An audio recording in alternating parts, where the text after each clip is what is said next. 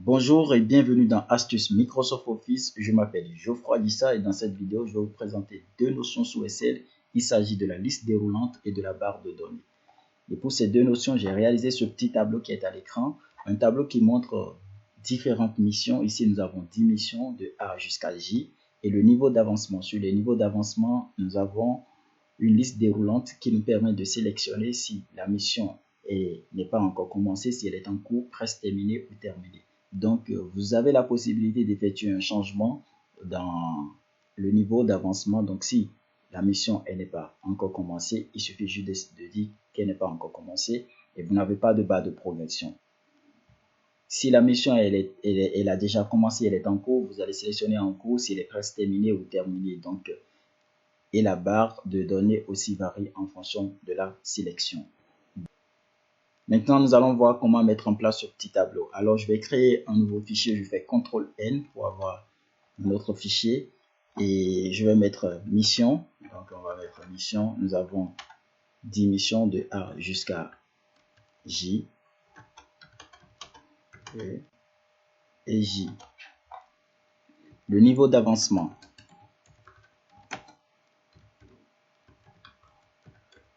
Donc, le niveau d'avancement.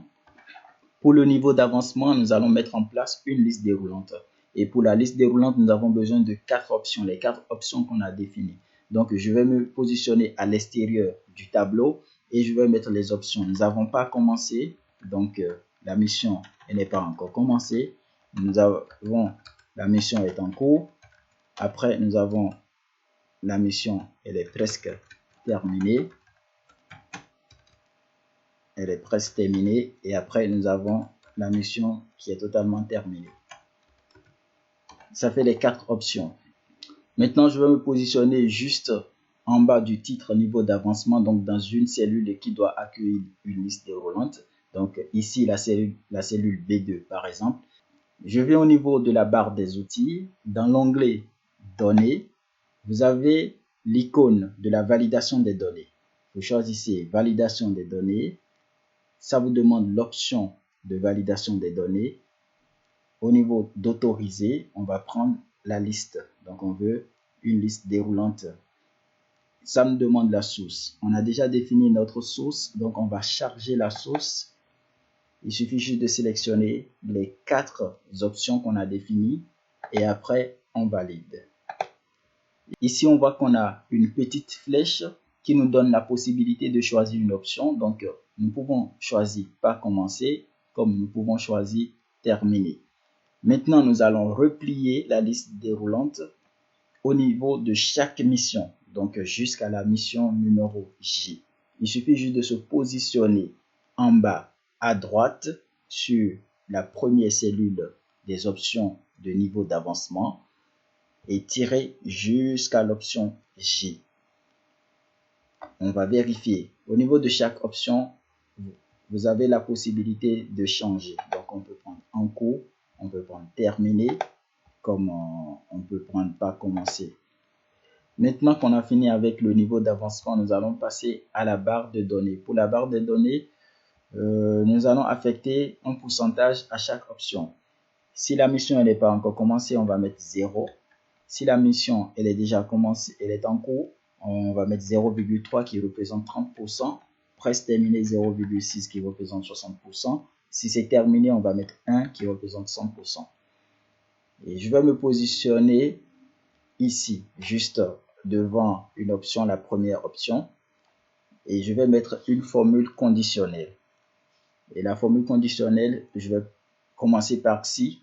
Donc, je vais juste dire si j'ai terminé de m'afficher le 1, si j'ai presque terminé de m'afficher 0,6, si j'ai en cours de m'afficher 0,3 et si c'est pas commencé de m'afficher 0. Donc, c'est simple.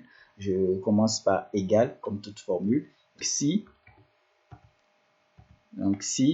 le niveau d'avancement de la mission numéro A est égal à pas commencer, alors de m'afficher 0%. Point virgule, si cette mission elle est égale à en cours, point virgule, donc de m'afficher 0,3, point virgule, si elle est égale à presque terminé, de m'afficher 0,6, point virgule, si, j'ai oublié si ici, si, voilà, si la mission elle est égale à terminer, de m'afficher 1.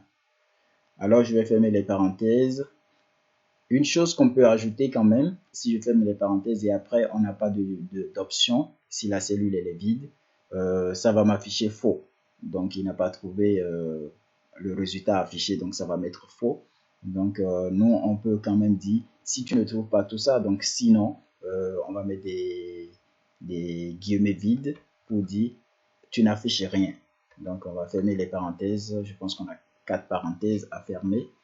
Et la suite sera de replier encore. Donc c'est la formule que nous avons ici de replier pour chaque mission. Donc pour ne plus rentrer les conditions à chaque fois, nous allons bloquer cette zone. Nous allons bloquer tout ce qui concerne les options et les pourcentages. Donc pour cela, je me positionne au niveau de l'option B14 et je clique sur F4. Donc vous allez faire F4 sur votre clavier et ça va vous mettre des dollars pour bloquer la cellule.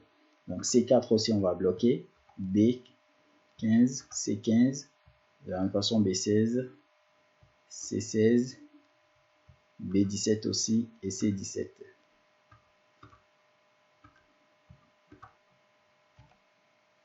Donc on peut valider la formule.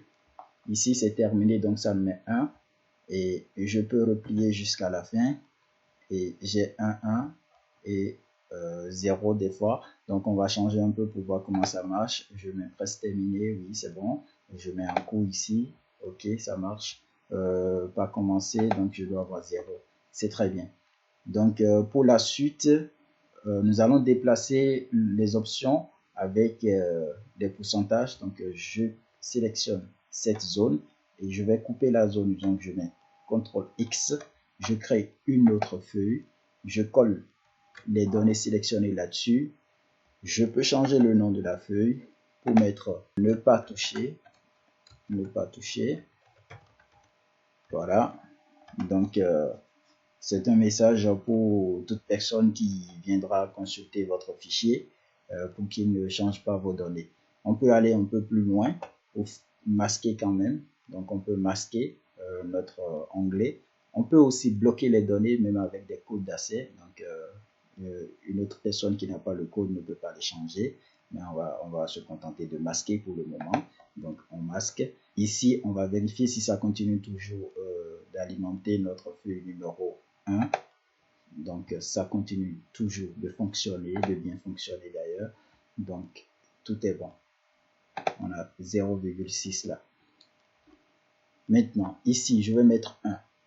Je vais juste mettre 1 en haut parce que pour mettre la barre des données, je lui donne une référence. Donc je vais lui donner la référence de la cellule C1 pour qu'il puisse positionner les autres barres par rapport à ce 1. Donc nous allons sélectionner les données.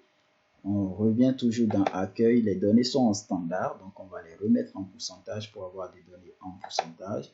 Donc nous avons 100%, nous avons deux chiffres après la virgule, donc qu'on va supprimer quand même. Donc ici, toujours dans accueil, au niveau de pourcentage ici juste en bas, vous allez voir qu'il faut réduire. Vous avez la possibilité de réduire les décimales, donc une fois, deux fois, et nous avons quand même des pourcentages sans chiffre après la virgule.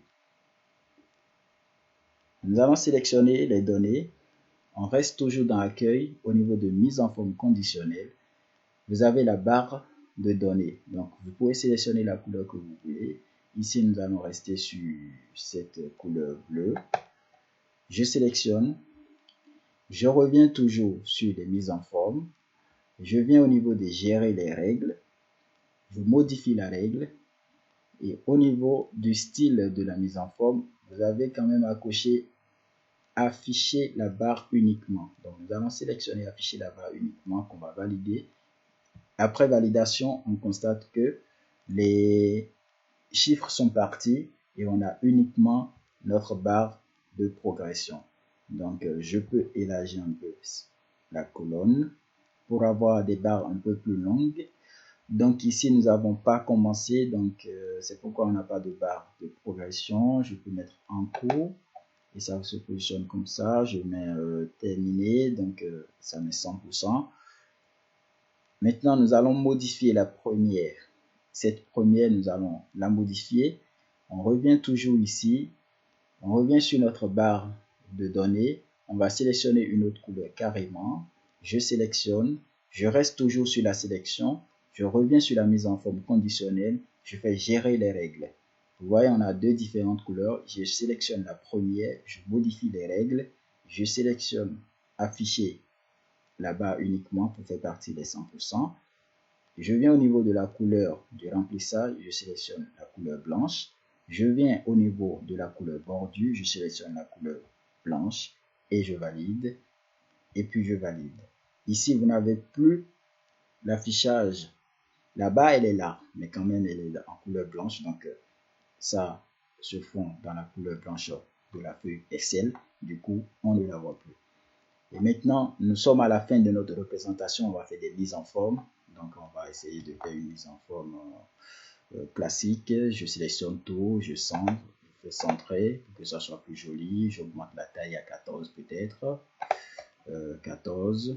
Je sélectionne le titre. Je mets ça en gras. Le remplissage couleur grise, pourquoi pas. Et après, je fais double-clic pour avoir quand même la position. Je peux sélectionner encore et mettre des bords, donc toutes les bordures, et nous sommes à la fin de notre représentation. Donc vous avez un tableau de niveau d'avancement qui vous permet quand même de définir, de choisir les options d'avancement sur une mission, sur un projet ou sur des tâches à réaliser tout simplement. Donc nous allons essayer de changer un peu pour voir la variation. Donc je sélectionne en cours, ça marche très bien. Je sélectionne terminé, donc la barre elle est là. Je sélectionne pas commencer, j'aurai pas de barre de progression. Nous voilà à la fin de la présentation de ces deux notions sous Excel. J'espère que ce sera utile pour vous. Dites-le moi dans les commentaires. N'oubliez pas de liker, de partager. On se dit à très bientôt pour une nouvelle vidéo. Merci.